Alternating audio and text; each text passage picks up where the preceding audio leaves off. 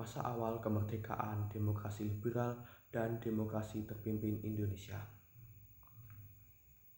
Indonesia merdeka pada tanggal 17 Agustus 1945 yang ditandai dengan pembacaan teks proklamasi oleh Insinyur Soekarno.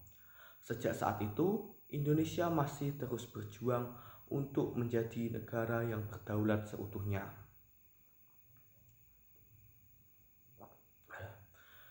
Saat Indonesia merdeka, Indonesia belum memiliki sistem pemerintahan dan administrasi wilayah yang jelas.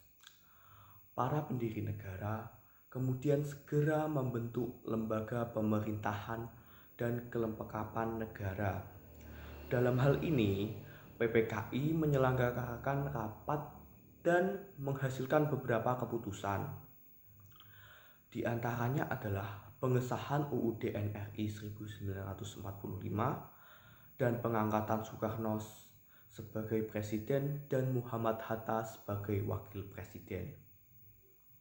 Kondisi ekonomi Indonesia di masa awal kemerdekaan masih belum stabil. Salah satunya adalah karena inflasi dan blokade laut yang dilakukan oleh Belanda. Blokade laut ini menutup pintu keluar masuk kegiatan ekspor impor Indonesia. Dalam rangka menghadapi permasalahan ekonomi tersebut, pemerintah melaksanakan program pinjaman nasional dan upaya diplomasi. Meskipun telah merdeka, Indonesia masih berjuang mempertahankan kemerdekaan karena Belanda ingin kembali menguasai Indonesia melalui agresi militer. Pemberontakan dalam negeri pun juga terjadi. Misalnya, pemberontakan PKI di Madiun tahun 1948 dan pemberontakan DI atau TII yang ingin mengubah bentuk negara Indonesia. Belanda akhirnya mengakui kedaulatan Indonesia secara utuh kecuali Irian Barat pada tanggal 27 Desember 1949. Setelah pengakuan kedaulatan, Indonesia berubah menjadi Republik Indonesia Serikat atau RIS yang terdiri dari negara-negara bagian. Namun bentuk RIS ini ternyata tidak sesuai dengan cita-cita persatuan bangsa Indonesia. Akhirnya RIS dibubarkan dan bentuk negara kembali menjadi Negara Kesatuan Republik Indonesia. Indonesia kemudian memasuki masa demokrasi liberal atau parlementer. Pada sistem ini, Perdana Menteri lah yang berkuasa memimpin kabinet, sedangkan Presiden hanya sebagai lambang kesatuan. Landasan hukum yang digunakan adalah UUD sementara 1950. Kondisi perekonomian Indonesia saat itu masih mengalami banyak permasalahan. Di antaranya adalah tingginya jumlah uang yang beredar dan meningkatnya biaya hidup. Salah satu upaya yang dilakukan pemerintah adalah kebijakan gunting Syafruddin, yaitu memotong uang yang bernilai Rp5 ke atas hingga nilainya setengahnya saja. Melalui kebijakan ini, jumlah uang yang beredar dapat dikurangi. Perkembangan politik pada masa ini ditandai dengan peristiwa penting. Pertama, penyelenggaraan Konferensi Asia Afrika di Bandung yang salah satu tujuannya adalah memajukan kerjasama antar negara-negara Asia Afrika. Pada masa ini pula lahir juga gerakan non-blok, yaitu gerakan yang tidak memihak pada salah satu blok atau kubu manapun dalam Perang Dingin. Kedua, Deklarasi Juanda tahun 1957 yang menganut prinsip bahwa Indonesia adalah negara kepulauan dan laut di sekitarnya menjadi bagian wilayah Indonesia dan bukan kawasan bebas.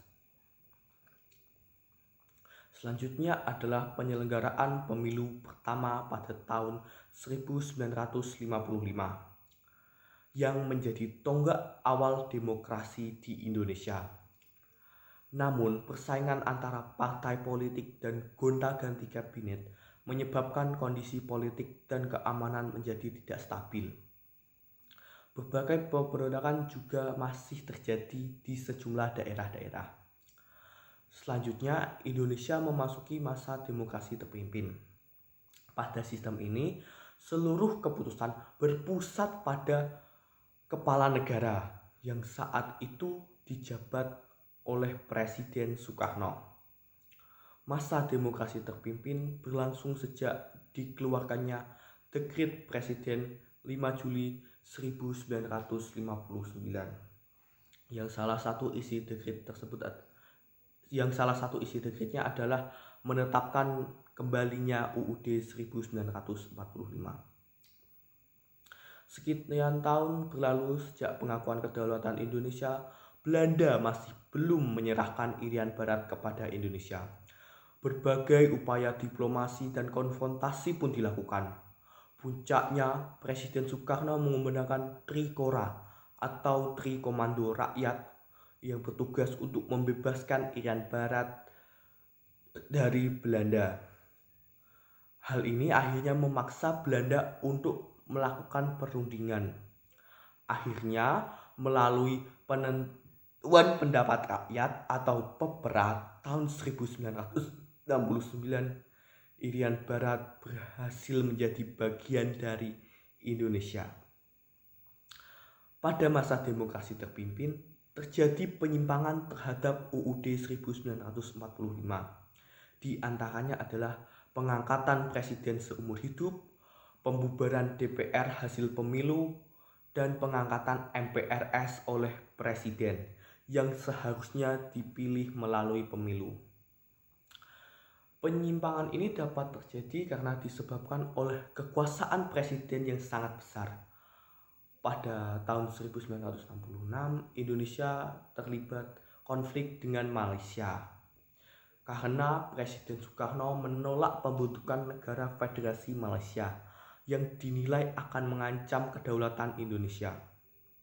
Puncaknya, Indonesia keluar dari PBB karena tidak puas dengan cara PBB menyelesaikan konflik tersebut.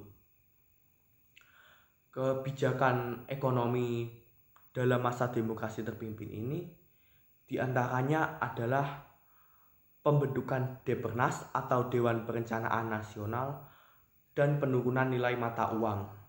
Namun kondisi ekonomi tidak juga membaik. Anggaran negara mengalami defisit, harga barang dan bahan bakar juga terus naik. Selain itu, juga terjadi peristiwa penculikan dan pembunuhan terhadap beberapa jenderal dan perwira angkatan darat. Peristiwa ini dikenal dengan peristiwa G30S PKI pada tahun 1963. Hal ini memperburuk kestabilan politik dan ekonomi di Indonesia.